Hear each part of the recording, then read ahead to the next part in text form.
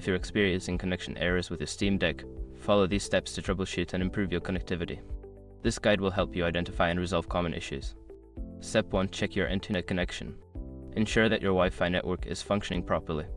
Test the connection with other devices to confirm that the issue is not with your internet service.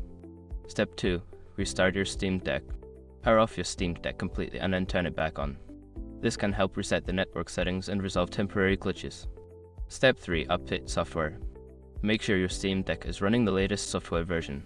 Go to Settings, then System, and check for any available updates.